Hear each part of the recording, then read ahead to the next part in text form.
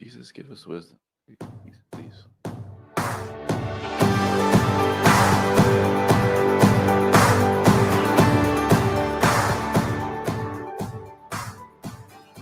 Hey, welcome everyone to the 411 on Leadership podcast.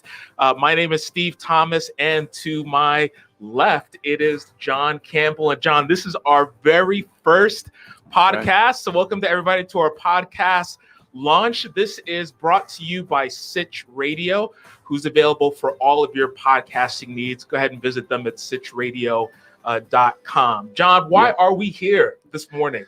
Good morning, Steve. So we are here to talk about leadership. And what does leadership mean? You know, there's so many different things on leadership, Steve. There's books, there's audio tapes, there's conferences that you can go to. There's so many things out there, Steve. So what does that mean for you as the individual leader? And how does that impact both your own personal development and your team? And so it's such an important thing. And there are so many great things out there, Steve, that you and I sat down and said, you know what, let's take some time and be able to kind of work through some of those, curate that content together, and deliver that to everyone out there listening. Yeah, thanks, John. I mean, when we had this initial discussion about putting this together, one of the things that we wanted to do through this podcast is we wanted to provide some common sense leadership tips to transform us into the leader that people want to follow. And so as we move forward, John, tell us a little bit about your learning, your leadership journey to this point. Yeah, thanks, Steve. So for me, you know, leadership is something that I've seen as I've watched those that came before me, my parents, my father especially, even my older brothers, as I saw them go into leadership. And so it's always been something that I've aspired to and had a chance to experience that through many different industries, whether it's in commercial banking, whether it's even in nonprofit management, different organizations and types of things that work through. It has been something that working with people has always been important to me, and seeing them grow, seeing them develop, and because I've had people that have invested into me. So what about you, Steve? Why is leadership important to you? Kind of what's that journey for you? You know, I've been very, very fortunate to lead teams and consult with clients across many, many different industries, including manufacturing, including nonprofit, including financial industry. Yeah, we have some similar background on some of those a little things. bit. Yeah, definitely. Yeah. And so, you know, coupled with, you know, getting my master's in executive leadership. And I've just been always amazed with the impact a leader can have on the people around them. Because, you know, as John Maxwell said, you know, leadership is influence. And so when we think about the whole concept of that influence, it is something that we all have a measure of, and something that we can all increase depending on where we are. So, you know, my passion has always been about, you know, building people in today's generation in order to affect change in future generations. And that's through, you know, coaching, mentoring, also training as well, you know, just really coaching people towards that professional and personal leadership development so that they too can leave a legacy in their teams. So on that, Steve, as you've seen that, so who has been somebody that has influenced you as a leader, and why? Why is that important? What about that kind of stuck with you? Yeah, so interestingly enough, I don't have a person per se. Okay. However, there are two qualities that have stood out to me as I've noticed from other people that's really had an effect on me, not only as a leader, but also as I'm consulting with, you know, clients, you know, as we normally do. So, you know, one of those things is they're great communicators. You know, if we're talking about, you know, the people that we know per se, you know, Martin Luther King, obviously, you know, John Maxwell is another one, I believe, that's a really good communicator. Steve Jobs, I used to always enjoy watching, you know, when Apple would produce new products, I always like watching, you know, Steve Jobs and him communicating that way as well. But also, I think more specifically, some local community leaders stand out for me. So people like Michael Torres, who is a teacher that I knew a while back. Another is Craig Holloway, was part of a community church that I attended a while ago. So one, they're great communicators. Also, they're committed, very, very commitment. I think that's very, very huge, where, that perseverance, you know what I mean? Like, it's quitting is not an option, you know what I mean? But they committed to the task, especially during change and during crisis. Winston Churchill gave a favorite quote, is success is final. Success is not final. I didn't have my coffee this morning. Success is not final. There you go. Failure. Thank you. I appreciate it a little bit. Failure is not fatal. Yeah. It is the courage to continue that counts. And so, John, I'm curious to know, what is, or who are the people, or even some of the characteristics that have influenced you in your leadership journey. Yeah, for me, it has been those that I've really seen that cared about the people that they're working with and really inspiring them directly. I've seen it work with others. Sometimes, as you're a young leader, you're like, man, I wish somebody was investing in me like that, right? And so you pine for that. You want those things. Totally. But I had someone, as I was taking on some new leadership roles, a manager started a new department, picked a team, and I said, I want to go work with that person. And that was with Sandy Beagle. And Sandy sat down with me and said, where do you want to be in 5 years, and how can I help you get there? And for a young person, as a young leader, I was so struck how amazing that was to be intentional about seeing me and setting me up to have those opportunities to continue to grow and develop as a young leader. And that has stuck with me throughout my life. And I've seen that in other ways. Sometimes people are intentional about it. Sometimes they just do it because they see that those are ways that people work and are effective in working with others. But and there's been others, as you mentioned. We've read lots of books. We've seen lots of people that we interact with on a daily basis. But those that have really invested into my life to see me grow have been impactful.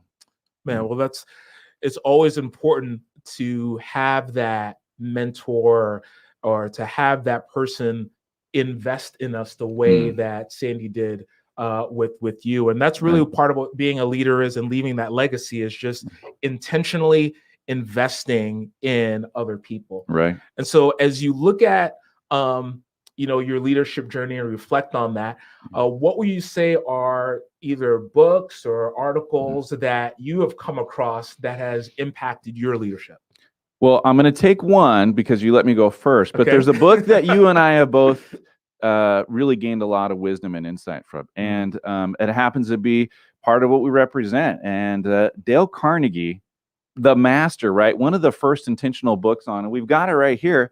How to Win Friends and Influence People, because working with people and learning how to interact with those interpersonal skills is so essential to how a leader can thrive and develop. And we both, and you've got so many experiences with that too. But another one that I've read over the last few years, and when it comes to business leadership, and I brought it with me, it's Never Split the Difference by Chris Voss. And I almost hesitate in sharing with it because the insights are so good that I want to keep them to myself so that I can be effective, and people not always realize it. But the subtitle on that is Negotiating as If Your Life Depended on It. And Chris Voss was a former FBI negotiator and had to work in a situation where lives did depend on his ability to lead in a situation of crisis. And the book is so effective, so many practical tools there. What about you, Steve? What are some of the books that have, or influences in your life for leadership? Yeah, so thanks for mentioning it, John. So as you mentioned before, obviously Dale Carnegie's book. What I love about Dale Carnegie's book, How to Win Friends and Influence People, is he's very, very practical in his communication approach.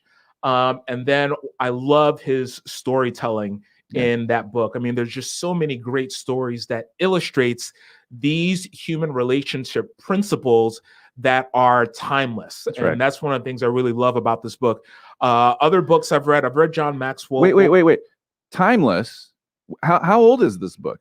Believe it or not, if you don't know, I mean, this book was written in the 1930s. 1936, and it's applicable today. Totally, which is what I love about these principles. If you look at them and understand that when Dale Carnegie put that book together, this was research that he had done for leaders in the past who were influential, and he picked up those practices which enabled them to be successful, and he essentially put it in a book. And so there are totally just what a great way or thing that we can use as leaders to communicate not only with each other but also with their teams. So wait, you said timeless. Yeah, 1936. He's going to the timeless.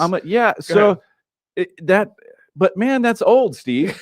That's old. Come on. If it's not on, YouTube, it's not on Twitch. What is it? It's the stuff still works today. Well, that's what I love about principles. Yeah. Because principles work regardless of era. Yeah. And so this is why this book by Dale Carnegie has been on the New York Times bestseller list, and people are still talking about it because the principles that have been used in the 1930s, that have been used before that time, they're still applicable today. So I really encourage you to pick that up. I'm a big article guy. Yeah. I usually get my articles from Inc.com, Success, Entrepreneur, Harvard Business Review. For books, I'm a notorious book starter, but not so much a book finisher. So that is my cardinal sin. Dale Carnegie's book, obviously, I've been through for the whole thing, but another book I do want to mention that has been very, very influential for me is the book called Visioneering by Andy Stanley. I thought that is a very awesome book and one that's helped me along my leadership journey. And so, listen, again, this is our inaugural podcast. And one of the things that we want to do on this podcast is we want to hear from you. Please feel free to put down a comment. The question that we pose to you as you're putting down these comments is, what is the one question that you're asking in regards to leadership today? What is that one question that you're asking? Whether it's, how do we work with people on our teams that are working remotely? How do we keep them engaged? What is that one question that you're asking in regards to leadership? We love to see that in the comments. Again, as John mentioned, it's all about us curating content. We want to come alongside of you and really build that community where we could expose those leadership practices that you're using right now, and that's working out for you, and that's making you into that leader that people want to follow. So, John, would you mind sharing a little bit about this article that we're going to be looking at for the next few weeks? So, yeah, there was an article that Chris Westfall wrote on Martin Luther King Jr. Day. And he talked about some of the fantastic qualities, obviously, of Martin Luther King Jr. One of the quotes that I just love that he says, the ultimate measure of a man is not where he stands in moments of comfort and convenience, but where he stands at times of challenge and controversy. And if that applies to any time, I mean, 2020 and bleeding into 2021 is an important time for someone to look at that and see, okay, how do we measure ourselves in times of those turmoil and trouble that you mentioned even earlier, Steve? And so in this article, he identifies 12 undeniable tenets of leadership that we must never forget. And so we're going to take some time, go through those so that we can experience it and see what are some takeaways that we as leaders can have to be able to use in a practical setting on a day-to-day basis. So as we look at that, Steve, do you have one of those 12? And we'll go through those later, but is there one that jumps out to you? Yeah, there is one on this list. And before I go into it, actually it relates to it. I remember it was a couple of years ago, and I was attending a community meeting. I wasn't leading the meeting, but when I had come into this meeting, and there was about, I would say, 5 or 6 of us around the table. And during that time, business was suffering a little bit. And, I was not present in the meeting. I was just really thinking about, man, what am I going to do to get more business? How do I, increase my revenue? And so, as the meeting went on, the leader noticed, and he came over to me. His name was Brandon. And during this meeting, he had actually, paused towards the end of the meeting, and he already sensed that something was off or something, wasn't right. And, really towards the end of that, he went ahead and, he had, talked to me and along with the team, they really meant to, really address what was going on with me. So we stopped what we were doing, and we really just kind of focused on, hey, what I was going through at that time. And what really that showed me is that leaders understand empathy, which is one of those traits that is mentioned in the article. Oprah Winfrey, I'm sure you're familiar with Oprah. We're all familiar with Oprah, who's an American media personality also. She's an entrepreneur as well.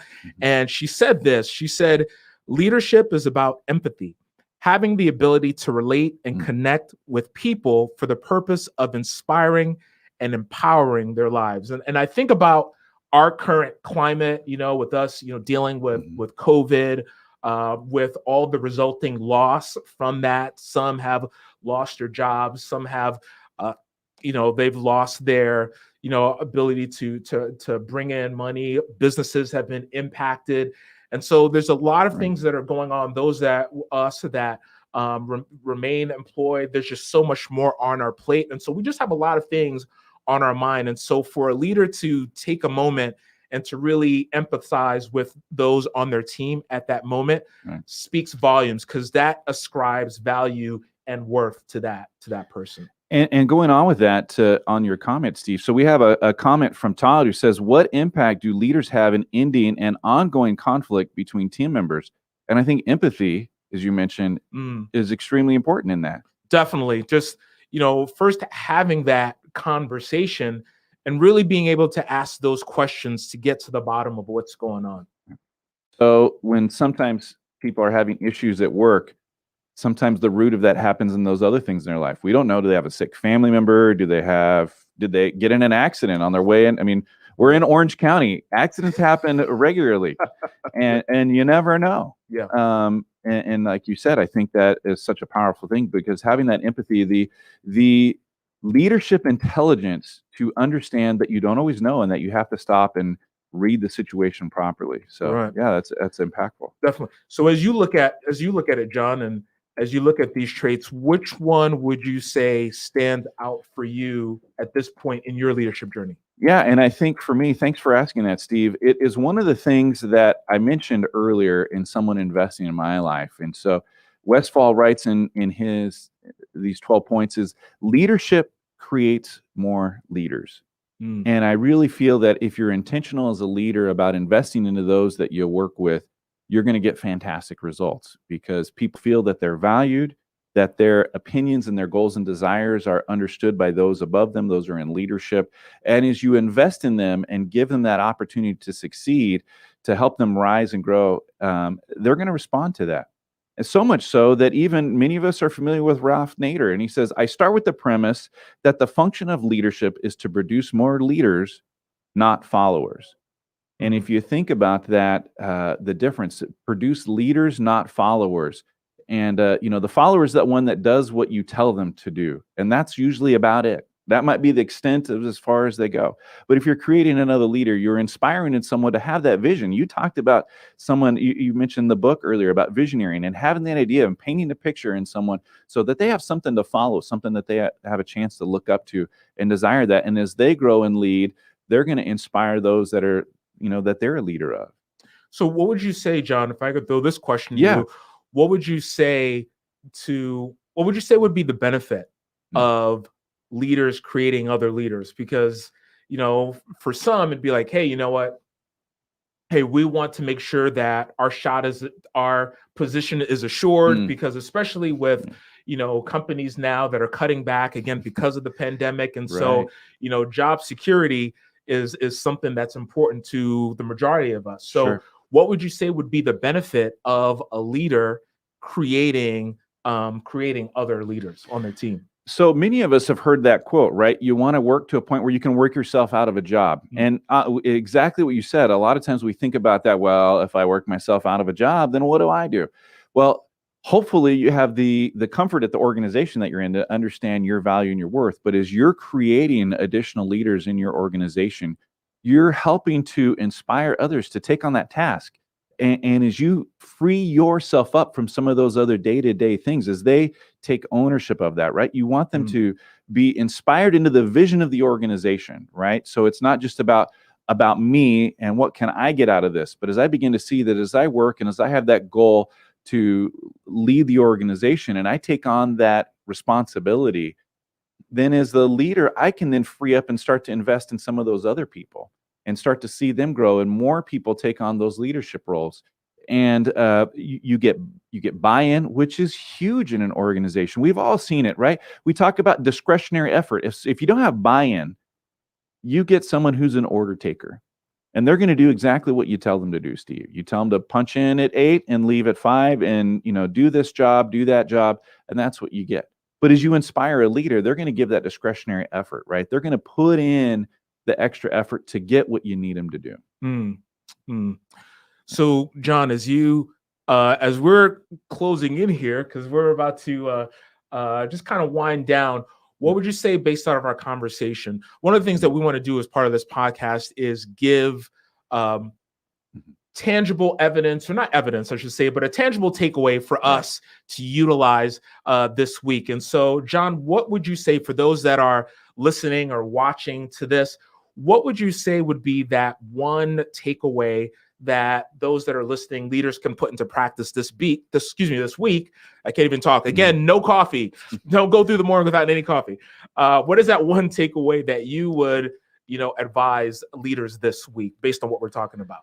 So if you were to think about today, what can I do? I've heard Steve, I've heard John. How do I turn this around into my daily task? So I would say, make a list of those that you work with. And sometimes you're in a leadership position, you got a team. Sometimes you're surrounded by co-equals, right? But who can you invest in? Who can you sit down and say, if you've got your team individuals, your top leaders, and say, what can I do to help them reach that next level? Begin to jot some of those notes down and then have that 5-10 minute, it doesn't take a long time. Have that 5-10 minute conversation and ask them, what is it you're looking to accomplish? Where are you looking to be in your career, in your work? And what can I do as a leader to help you get there? Have that conversation, be intentional about it. What about you, Steve? As we think about leaders being empathetic, what is that takeaway? How do they live into that role on a daily basis? Sure. So I think that takeaway, John, that you mentioned, it flows along with my takeaway as well. And so, Dale Carnegie writes, as one of his principles, he says, try honestly to see things from the other person's point of view. And that's just really the heart of being empathetic. And so, that being intentional, not only identifying that one person, that's important, but in addition, maybe instead of asking the proverbial, hey, how are you?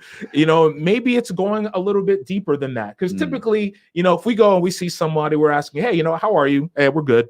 And so it's usually that, one word answer. But, what would it look like to take that a step further? So a question that you could ask, and I got this question from an article, it's going to be in the notes section of this, of this podcast. It's from Elizabeth Weingarten.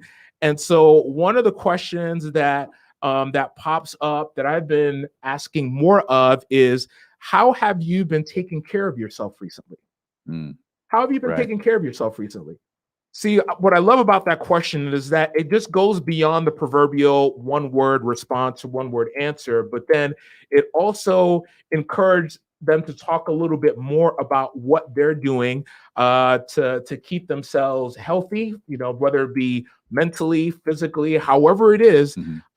You're getting more information. You're learning more about the specific person and what is driving that person. And then you want to follow that up with some open-ended, questions or response generators, again, showing that you are practicing empathy with that person and really trying to drill down, in terms of what's going on with them and how you can best invest and help in them. Salesforce, they put out a report. And the report is called The Impact of Equality and Values-Driven Business. And it revealed that when leaders pay attention to their employees' needs, the employees are 4.6 times more apt to produce stellar work. So imagine what 4.6 times more stellar work would look like for your team. Maybe it looks like, projects being done faster. Maybe it looks like, less waste. Maybe it looks like you're saving money. But keep that in mind, that when we as leaders, especially if we want to be the leaders that people want to follow, imagine if we were to spend that time to be empathetic with our team. Over time, they're more apt to produce more of that stellar work for us. So that takeaway, again, how have you been taking care of yourself recently? And we're curious to know when you utilize that, how that works. We would love for you to either put it in the comments or during the week. You can also reach out to us as well on LinkedIn. As well. But one of the things that we really want to get as we go through this journey together with you is really hear about your practices and hear about what you're doing to be that leader that other people want to follow. So, John, I know that we have a local presence here. So tell us a little about our local presence and what's coming up as additional resources for those that are listening in. So thank you. So here, if you're in Orange County, we work with and represent the Dale Carnegie of Orange County. And you can check out our website at ocdalecarnegie.com. And there are some fantastic resources, whether it's white papers, ebooks, things that you can see as a leader that give you actionable points that you can take and elevate your leadership game. There's also some upcoming live workshops that we've got. One of them is high impact presentations. So as a leader, it's important to be able to communicate effectively and powerfully. Many of us have lots of great information, but we fail in the translation of that to our audience. So how do we take that knowledge, that information that we need to get out there and communicate effectively? And one of those things, you want to be able to communicate with clarity, certainty, interact with a natural and composed demeanor. And some of those things that we've got coming up with high impact presentations, you can find that at the website. What else, Steve? So on April the 27th, we do have an executive leadership panel that we will be facilitating a conversation around how they are transforming challenges into opportunities. And so you'll hear from a number of executives from Orange County, and that's going to be April the 27th. If you want to register to be a part of that, you can feel free to visit our website at ocdalecarnegie.com, or you can visit us also on LinkedIn as well. This is a free online event, begins at 9 a.m. here on the West Coast. If you're listening on the East Coast, that would be 12. And so we would love to have you join us and really be inspired by leaders that are using their platform and using their role as leaders within their organization to transform the challenges, whether it be from COVID or downsizing, whatever they are, utilizing how are they turning around those challenges and making opportunities. And so we want to say thank you so much for joining us on our first podcast, and we look forward to this journey moving forward. We want to hear from you, and so whether it's a comment on our page, or whether it's you want to send us a message, you can feel free to find us on LinkedIn. And so, John, since this is our first initial podcast, we're going to leave you with the final word. Why? Because I think you're special. Thank you for that. Thank you for that empathy and understanding who I am. That's empowering. Got to put it into practice. Impactful. That's right. Hey, so we'll finish with a quote from Jack Welch today. Before you are a leader, success is all about growing yourself. When you become a leader, success is all about growing others. So thanks so much for joining us today. Wish you a fantastic Monday and a great week. We'll see you here next time.